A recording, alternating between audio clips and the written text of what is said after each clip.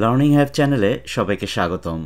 আজকের লেসনে আমরা nature's tapestry অধ্যায়টির 2.1.1 অনুশীলনীর এ rainy day আলোচনা করব। প্রিয় শিক্ষার্থী বন্ধুরা, লার্নিং হাইভে আমাদের শতভাগ প্রচেষ্টা থাকবে সহজ, নির্ভুল, স্পষ্ট এবং সঠিক উচ্চারণে ইংরেজিতে তোমাদের কাছে প্রতিটি পাঠ্য উপস্থাপন করা। এ পর্যন্ত তোমাদের সমর্থন, ভালোবাসা এবং অনুপ্রেরণায় লার্নিং হাইভ চ্যানেল অনেক দূর এগিয়ে গিয়েছে এবং তোমাদেরকে সাথে নিয়ে আমরা আরও সামনে এগিয়ে যেতে চাই।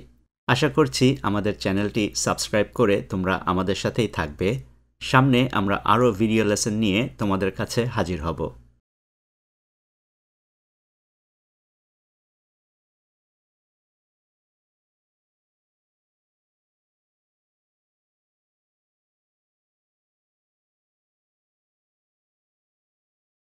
এই অধ্যায়ে বা এক্সপিরিয়েন্সে তোমাদেরকে ইংরেজি সাহিত্য পাঠে অ্যাস্থেটিক বা নান্দনিকতার প্রশংসা করার দক্ষতা এবং নিজের বক্তব্যে নান্দনিক মান প্রকাশ করার দক্ষতা প্রদর্শন করতে হবে। তোমরা শিক্ষার্থীরা বিভিন্ন সাহিত্যের পাঠের সাথে পরিচিত হবে, এই পাঠ্যগুলির শৈল্পিক উপাদানগুলি পরীক্ষা করবে, ব্যক্তিগত জীবনে এই উপাদানগুলোর মূল্য প্রতিফলিত করবে এবং এর ভিত্তিতে তোমাদের ব্যক্তিগত অনুভূতিগুলোকে প্রকাশ করবে। অ্যাস্থেটিক বা নান্দনিকতা বলতে কি বোঝায়? কেউ খুব সুন্দর করে ঘর সাজায়, কেউ দৃষ্টিনন্দন করে বাগান বানায়, আবার কেউ নিজেকে অন্য সবার থেকে আলাদা করে পরিপাটি রাখে, যা চোখে পড়ার মতো। এই সব কিছুই সবার থেকে আলাদা এবং এটি তাদের রুচি এবং মানসিকতার পরিচয় দেয়। তাহলে আমরা বলতে পারি অ্যাস্থেটিক হচ্ছে শিল্পের সৌন্দর্য। গল্প, সাহিত্য, চারুকলা এসবের মধ্যেও আমরা প্রচুর অ্যাস্থেটিক বা নান্দনিকতার প্রকাশ দেখি। এই লেসনে তোমাদেরকে এ রেইনি ডে বা একটি বৃষ্টির দিন, এ ফগি উইন্টার মর্নিং বা কুয়াশাচ্ছন্ন শীতের সকাল এবং এ স্টর্মি নাইট বা ঝড়ের রাতের সুন্দর বৈশিষ্ট্যগুলো নিয়ে জোড়ায় বা দলে আলোচনা করতে হবে। তারপর তোমাদের একটি ছকে প্রকৃতির এই ঘটনাগুলো নিয়ে তাদের কিছু বৈশিষ্ট্য মতামত আকারে লিখতে হবে, যেমন কেন তোমরা এটি সুন্দর মনে করো, কেন তোমরা এটি পছন্দ করো, এটি কিভাবে উপভোগ করো ইত্যাদি।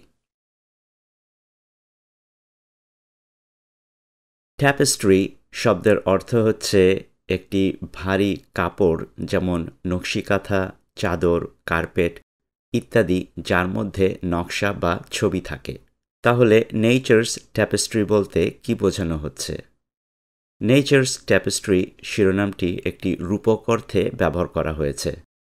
একটি নকশিকাঁথা যেমন অনেক ধরনের সুতা, রং, বুনন, বিন্যাস এবং নকশার কারুকাজ দিয়ে তৈরি করে বৈচিত্র্যময় করা হয়, ঠিক তেমনি প্রকৃতিও কাপড়ের বুননের মতো বিভিন্ন উপাদান দিয়ে গঠিত এবং এই উপাদানগুলি একে অপরের সাথে নিবিড়ভাবে সম্পৃক্ত হয়ে প্রকৃতিতে প্রাণ ও বৈচিত্র্য আনে। এসব ন্যাচারাল ফেনোমেনা বা প্রাকৃতিক ঘটনাগুলি, যেমন সূর্যোদয়, সূর্যাস্ত, রোদ, বৃষ্টি, ঝড়, বাতাস, কুয়াশা, রংধনু, বাস্তুতন্ত্র, প্রাকৃতিক ভূদৃশ্য, উদ্ভিদ, প্রাণী ইত্যাদি দিয়ে প্রকৃতিও কাপড়ের মতো করে খুব নিবিড়ভাবে বোনা।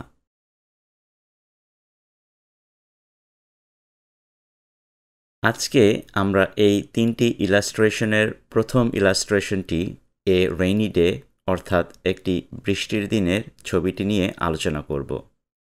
বৃষ্টির এই দিনের ছবিটি দেখে তোমার কি মনে হচ্ছে সেটি সম্পর্কে কয়েকটি লাইনে বর্ণনা করতে হবে। এই ছবিটি আমরা অনেকভাবে বর্ণনা করতে পারি। আমরা বলতে পারি ছবিতে স্কুলের ছাত্রছাত্রীরা একটি বৃষ্টির দিনে হেঁটে হেঁটে স্কুলে যাচ্ছে বা স্কুল থেকে বাসায় ফিরছে। বৃষ্টি থেকে রক্ষা পাবার জন্য তারা ছাতা নিয়ে হাঁটছে, কেউ একা, কেউ বন্ধুদের সাথে, আবার কেউ বা তাদের বাবা মা বা অভিভাবকদের সাথে হাঁটছে। এই কথাগুলো এখন আমরা ইংরেজিতে সুন্দরভাবে গুছিয়ে নান্দনিকভাবে প্রকাশ করব। চলো দেখা যাক আমরা কি লিখতে পারি। I would describe this rainy scene as a mix of coziness and friendship. আমি এই বৃষ্টির দৃশ্যকে স্বাচ্ছন্দ্য এবং বন্ধুত্বের প্রতীক হিসাবে বর্ণনা করব। Amidst the downpour, school kids are heading home after school. মুষল বা ভারী বৃষ্টির মধ্যে স্কুলের ছেলেমেয়েরা স্কুল শেষে বাড়ি ফিরছে। কেউ কেউ বলবে স্কুলের ছেলেমেয়েরা স্কুল শেষে বাড়ি ফিরছে, আবার কেউ কেউ বলবে ছেলেমেয়েরা স্কুলে যাচ্ছে। একটি ছবির অর্থ এক একজন এক একভাবে উপলব্ধি এবং বর্ণনা করবে, এটাই স্বাভাবিক। তোমরা চাইলে বলতে পারো amidst the downpour, school kids are heading to school or going to school. অর্থাৎ মুষল বৃষ্টির মধ্যে ছেলেমেয়েরা স্কুলে যাচ্ছে। Some share laughter beneath shared umbrellas, while a few find comfort and coziness under the protective cover of parents or guardians. কেউ কেউ ছাতার নিচে হাসাহাসি করছে, আবার কেউ কেউ বাবা মা বা অভিভাবকের সুরক্ষায় আরাম ও স্বাচ্ছন্দ্য বোধ করছে। এখানে যেই ভোক্যাবুলারিগুলো আমরা ব্যবহার করেছি সেগুলো হচ্ছে coziness, আরামদায়ক বা আনন্দদায়ক, amidst, কোনো কিছুর মাঝে, downpour, প্রবল বর্ষণ, beneath, নিচে বা তলদেশে, protective, নিরাপত্তামূলক।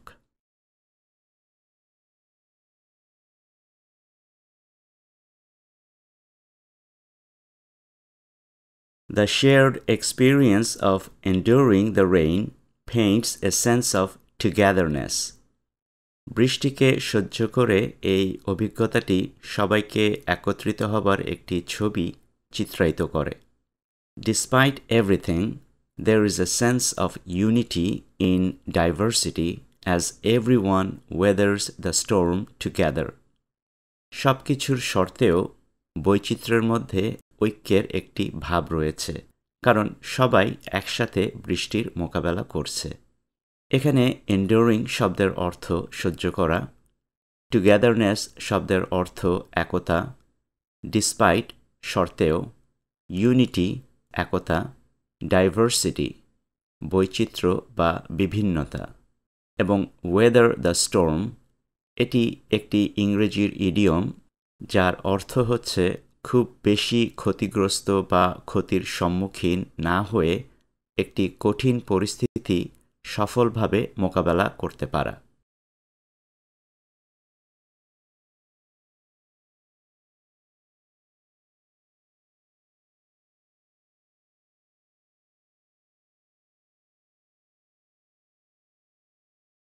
শিক্ষার্থী বন্ধুরা, তোমাদের অনেকেই এই স্কোয়ার শেপটি ইতিমধ্যে লক্ষ্য করে থাকবে। এটি হচ্ছে একটি ইউনিক কিউআর কোড।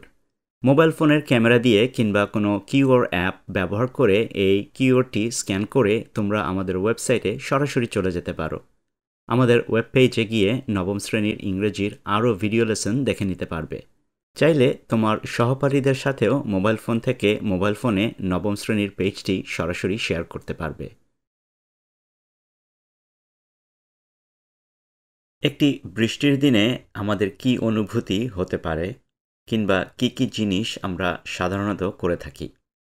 এগুলো হতে পারে রিডিং এ স্টোরি বুক, গল্পের বই পড়া, ওয়াচিং এ মুভি বা সিনেমা দেখা, কুকিং অর বেকিং, মজার কিছু রান্না করা এবং খাওয়া, লিসনিং টু মিউজিক, গান শোনা, প্লেয়িং ইনডোর গেমস, ঘরে বসে খেলা যায় এমন কোনো খেলা, যেমন ক্যারাম বোর্ড, লুডো ইত্যাদি, ড্রিঙ্কিং হট বেভারেজ, আবার কেউ সারাদিন গরম গরম চা কফি পান করে বৃষ্টির দিনটিকে উপভোগ করে, ওয়াকিং ইন দ্য রেইন, বৃষ্টিতে হাঁটা বা গোসল করা, ক্রিয়েটিং আর্টস অ্যান্ড ক্রাফটস, রং তুলি দিয়ে ছবি আঁকা, রাইটিং, লেখালেখি করা, রেইনি ফটোগ্রাফি, বৃষ্টির ছবি তোলা, টেকিং এ ন্যাপ, বৃষ্টির দিনে অনেকে আবারও বৃষ্টির শব্দ শুনতে শুনতে ঘুমাতেও পছন্দ করে।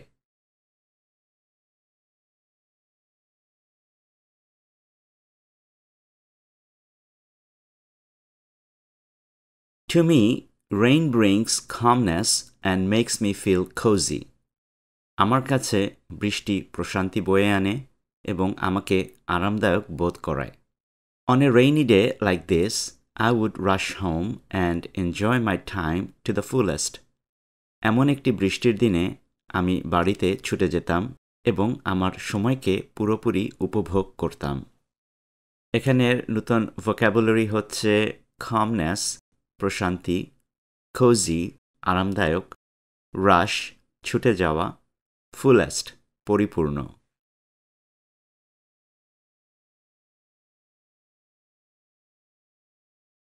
I would read a storybook while lying under a blanket. আমি কম্বলের নিচে শুয়ে গল্পের বই পড়তাম। I would also take an afternoon nap while listening to the soothing sound of rain in the background. বৃষ্টির প্রশান্তিময় শব্দ শুনতে শুনতে আমি বিকেলে একটু ঘুমিয়েও নিতাম। এখানের শব্দগুলো হচ্ছে স্টোরি বুক গল্পের বই, লাইং শুয়ে থাকা, ব্ল্যাঙ্কেট কম্বল, ন্যাপ অল্প সময়ের ঘুম, সুদিং প্রশান্তিদায়ক।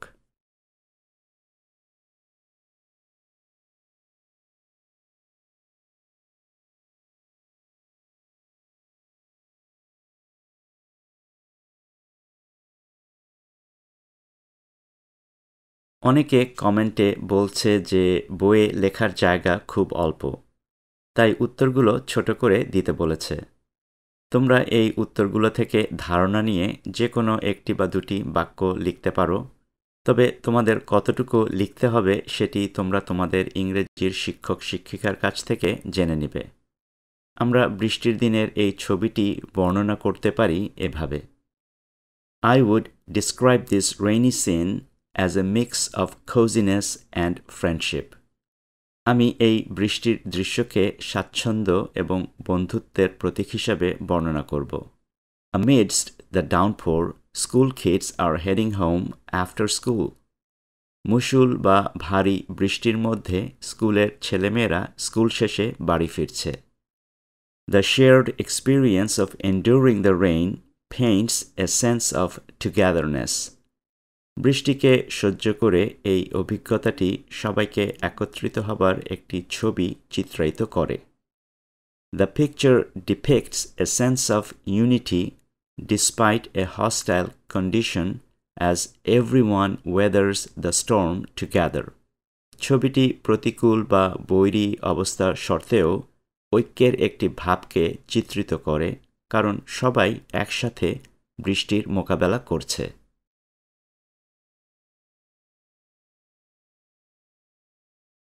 এবার আমরা বৃষ্টির দিনের অনুভূতিটি লিখতে পারি এভাবে: To me, rain brings calmness and makes me feel cozy. আমার কাছে বৃষ্টি প্রশান্তি বয়ে আনে এবং আমাকে আরামদায়ক বোধ করায়। On a rainy day like this, I would rush home and enjoy my time to the fullest. এমন একটি বৃষ্টির দিনে আমি বাড়িতে ছুটে যেতাম এবং আমার সময়কে পুরোপুরি উপভোগ করতাম। I would read a storybook while lying under a blanket. আমি কম্বলের নিচে শুয়ে গল্পের বই পড়তাম। I would also take an afternoon nap while listening to the soothing sound of rain in the background. বৃষ্টির প্রশান্তিময় শব্দ শুনতে শুনতে আমি বিকালে একটু ঘুমিয়েও নিতাম।